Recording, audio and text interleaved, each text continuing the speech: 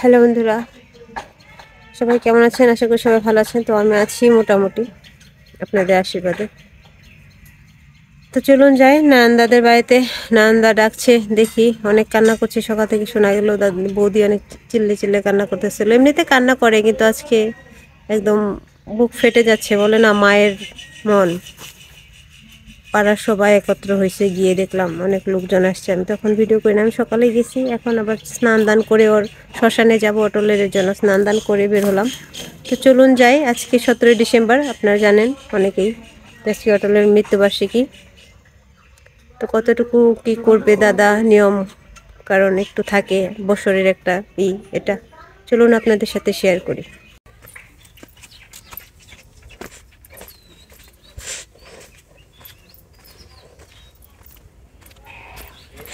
সবাই অনেকক্ষণ ধরে ডাকছিল, আমি আবার আমার কাজ শেষ করে আসলাম।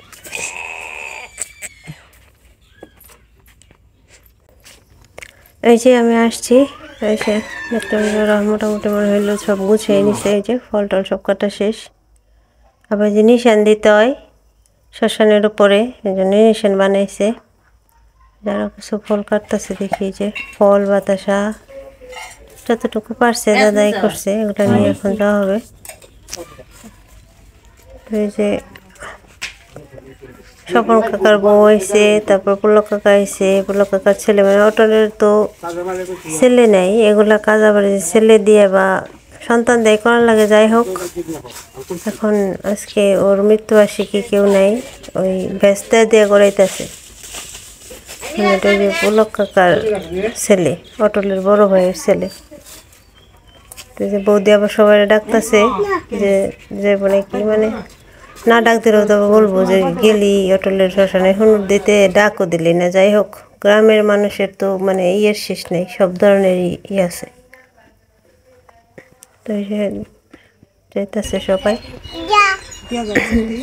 রাস্তার ওই পাশে ওই ক্ষেতের মধ্যে রাখছে ওরে। পরিষ্কার করছো না কাকাও জায়গা?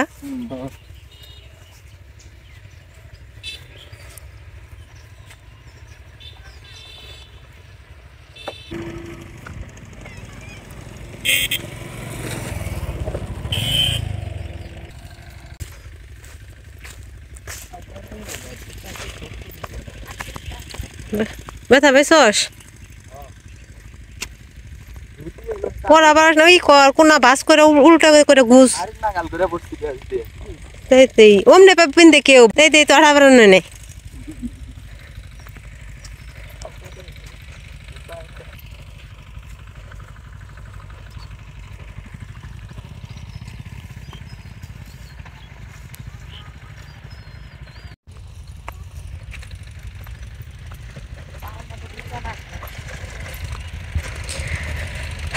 যাচ্ছি হচ্ছে যে বললাম অটলের শ্মশানে।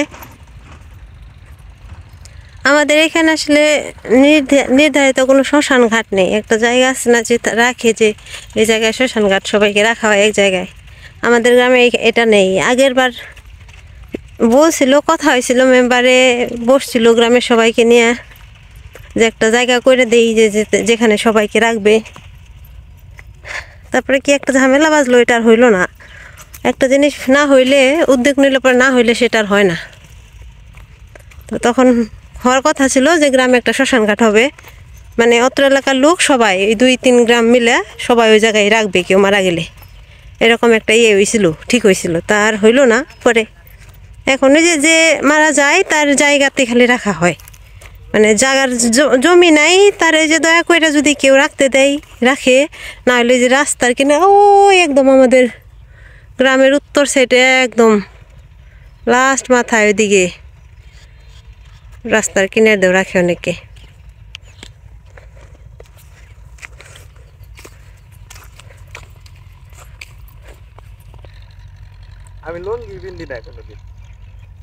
এর লেগে অভ্যাস নাই, লুঙ্গি পিনলে আবার পড়তি না।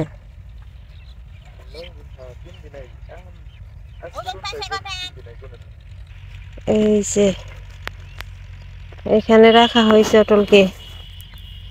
মানুষের জীবন কিছু না।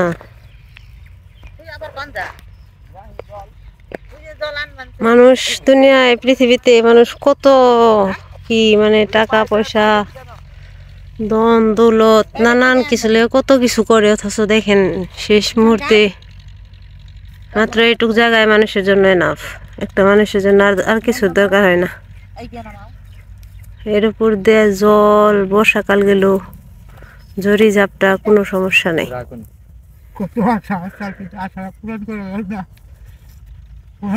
ঘর করে দিব তাও দেওয়া আমি আজকে খরচা করার শক্তি আমার নেই, শক্তিও নেই আমার।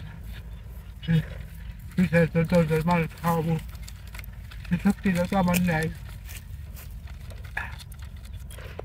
এবার যারা ঘর করে দিব, ঘর ছাড়া রয়েছে কি অবাগা বাবা, আমি ছিলাম বাবা নামের কলঙ্ক, বাবা নামের কলঙ্ক। বাবা মাই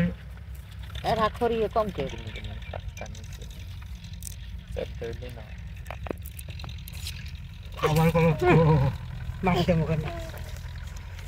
অযোগ্য বাবা তোর আসাল, তোর অযোগ্য বাবা আসাল, আমি তোর একটা গর্ব করে দিয়েছি, একটা ঘর তাও তোর দিয়ে দিয়েছি আমি, একটা ঘর তাও তোর দিয়েছি। তো যেখানে আসছি এই শ্মশান আগে লেপে টেপে পরিষ্কার করে রেখে গেছিল, তারপরে নিশান গাড়লো। এখন এই যে খালি জল ছিটিয়ে দিয়ে হনুর দিব। তো আপনারা সবাই অটলের জন্য আশীর্বাদ করবেন, ওর জন্য আবার পুনর্জন্ম পায়, পুনর্জন্মে যেন সবার মতো যেন সুন্দরভাবে বেঁচে থেকে মা বাবার কাজ করে মরতে পারে। কেমন ঈশ্বরের কি খেলা! আজকে মা বাপের বছরন্তী সন্তানরা সারে, আর আজকে সন্তানের বছরন্তী মায়ের সারা লাগবে নাইছে, বাপের সারা লাগবে নাইছে। এই আজকে হলো 17ই ডিসেম্বর। গতবার 17ই ডিসেম্বর অনেক কুয়াশা ছিল, ঠান্ডা। আমার মনে পড়ে যদ্দূর, কারণ আমি ঘরে শুয়ে আসছিলাম, হঠাৎ করে শুনি যে এরকম ঘটনা। সকালবেলা শুনলাম খবর, কই অটল অটল মারা গেছে। এইটুকু পোলাপান কেমনে মারা যায় একটুক করে, এটা একটা কথা। সেদিনকার পোলাপান মানে কিছু কিছু মৃত্যু আছে যেগুলো শুনলে পরে অতটাও মানুষ আটকে ওঠে না, কিন্তু কিছু কিছু মৃত্যু মানুষ শুনলে পরে যদি আপন মানুষও না হয় তাও মানুষ আটকে ওঠে। আর এগুলো তো নিজেদের লোক। হুট করে শুই না, খুব খারাপ লাগলো। দৌড়ে এসে দেখলাম যে হাসে, সবাই ভয় ভয় কান মানছে বারিন্দায়। তারপরে কাকারে কইলাম, তুমি কি শুনছো ঠিক করে, একটু ফোন করে শুনো তো। শুনলাম বলে আবার হসপিটালেও। তো কাকা কইলো যে না, হসপিটালে নিছিল, ওখান থেকে বের করবে আনছে। সত্যিই হয়েছে। তো আসলে জানি না, মানুষ বলে যে তাড়াতাড়ি মরা পারলেই ভালো, হয়তো ভালো হয়ে গেছে,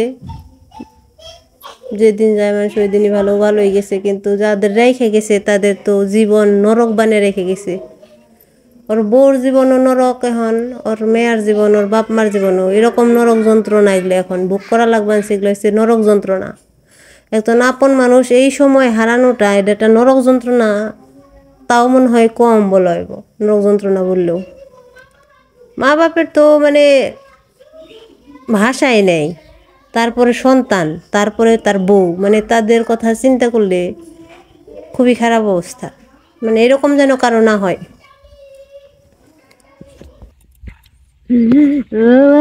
তোমার দাদি না,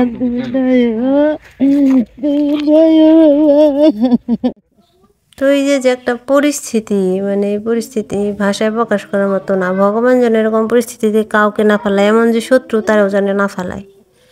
কারণ আপন মানুষ চলে যাওয়ার যে বেদনা, মানে এটা যে একটু একটু মানে হারানোর ভয় পেয়েছে তারাও বুঝতে পারবো যে কীরকম যন্ত্রণা হারিয়ে ফেলাইলে। তাই আমি বলি ভগবানের নিকট যে এমন যে শত্রু তার এরকম বিপদ দিও না ভগবান। কারণ আজকে মা বাবার বেদনা তো মানে বলা যায় না, মানে মুখে প্রকাশ করার মতো নাই। তার একটা সন্তান রয়ে গেছে, তার বউ।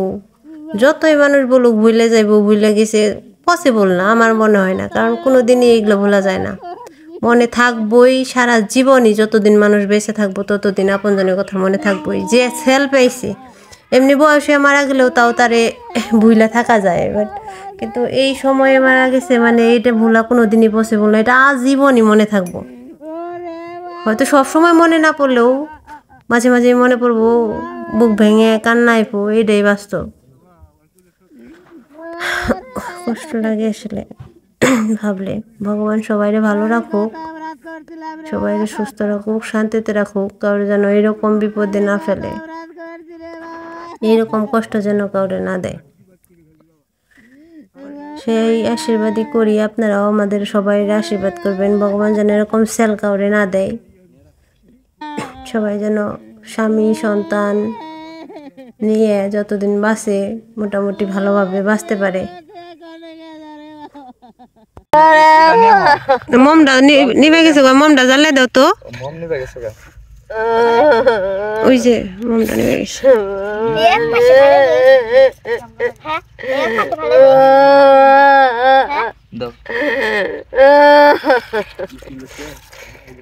জল পাতায় দিছ, পাতায় জল দেখ নাই দিছে পড়ে গেছে। অপমান নাই যাইলো না পিতল করেছিলি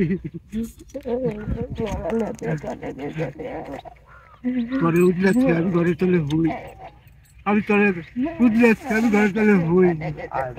থাক ওটাও নাও, থাকো যাও, চল চল। ওই যে আসল আসল আছে বলে ইনি কেরা, ইনি কেরা কেরা থইছে, এই যে এটা না, এই যে এখানে হচ্ছে অটলে রাখা হয়েছে, এই যে পাশে এই যে অটলে থাকা, এই যে সেদিন যে মারা গেল নিঞ্জ দাদা,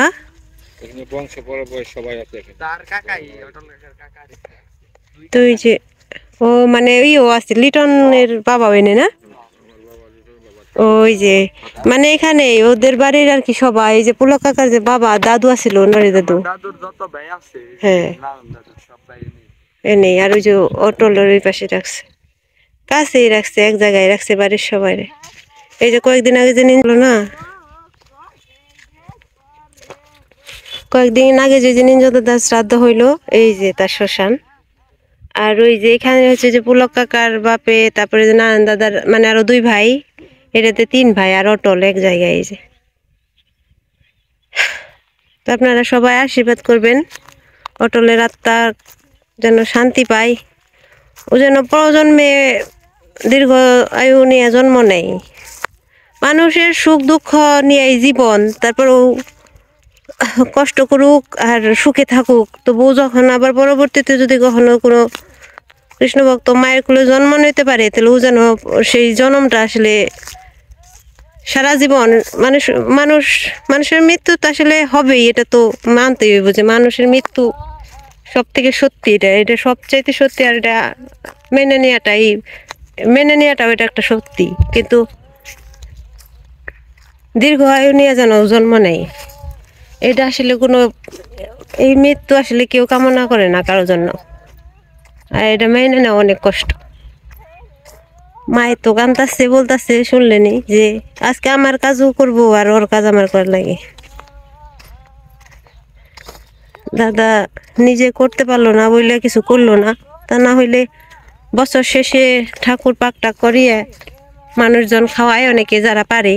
এখানে আমি যাও বলছিলাম, উনি বললো যে না আমি পারুম না, আমি করুম না, তোর টাকা দিয়ে আমি করুম না, এমনি অন্য কোনো হেল্প করিস আমারে, কিন্তু অটলের কাজ আমি তোর টাকা দিয়ে করুম না, অন্য কোনো হেল্প থাকলে লাগলে এটা করবি, এটা নিমু।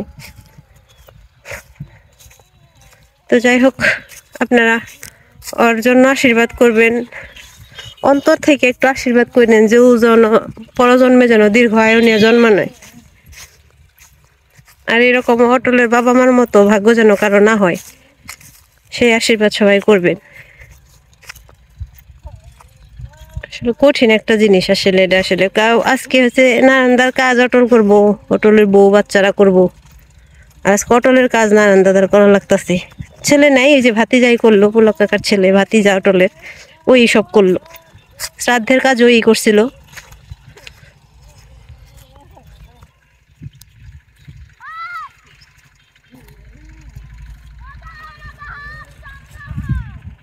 রোদ উঠে গেছে, 10টার বেশি বেজে গেছে, 11টা 12টার মতো বাজে।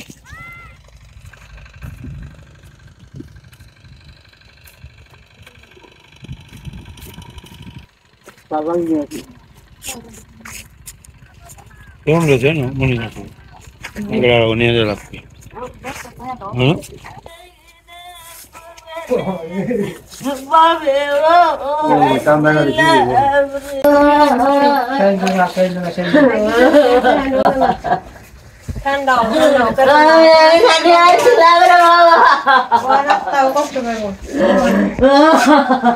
মাছ ছিল খালি এইটুকু আশীর্বাদ করাও জানা পরজন মেয়ে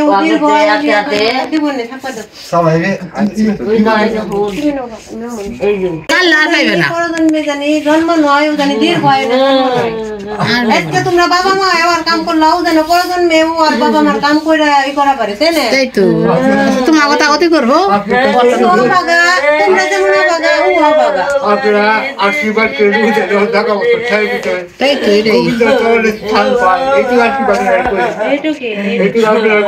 তোমরা আশীর্বাদ করো, তোমরা বাবা মা তোমাকে আশীর্বাদ থাকে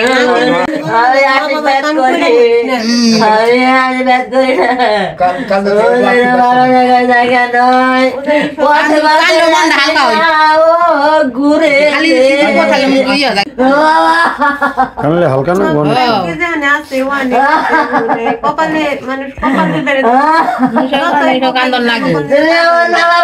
তখন বিদেশ না, তখন কাকি অনেকদিন কাকার নাকি যোগাযোগ করতে পারে নাই, তখন অটল একবারে ছোট এপ্রেবারে হ্যাঁ আসলে চিঠির যুগ।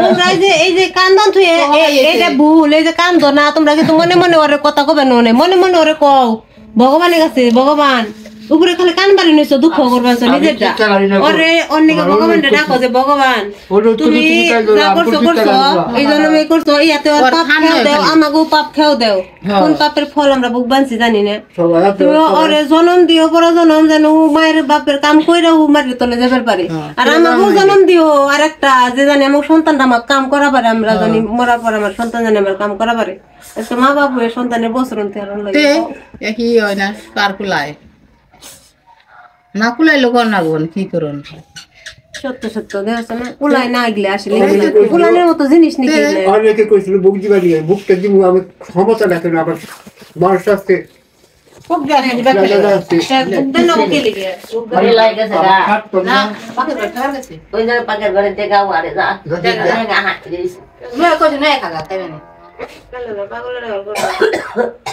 যাও ওই বউ খালি মেনে নিবে যে ভগবান তুমি দাও খালি সবার মতো শক্তি দাও তাই তো না দরকার তো নাই এত বাকার ঘরে জন্ম নিছিল ও মনে কয় বাপ হয় মনে কয় একটু যদি দিয়ে দে তুমি যাবো না বাড়ি ইয়ে দিয়ে দিছি বছর বুঝতে ও তো কি আর ববে বাড়াই দাও আরে কেন নয় যে অনির একটা ফল এই পাকে দেখা দিয়া দেখতে না ওখানে লিগে আতে আতে আরে বাড়ি যা দাদা হনো নেগে কি করবো মনটাই বসা দিয়ে দেন নাকি বেকেরে দাও যা ব্যাগ করে আতে আতে দাও গা দাদা নে খেলো গা দাদা নে খেলো গা আমি তো কিছু করে দেখি কারণ না করো না কিছু কই না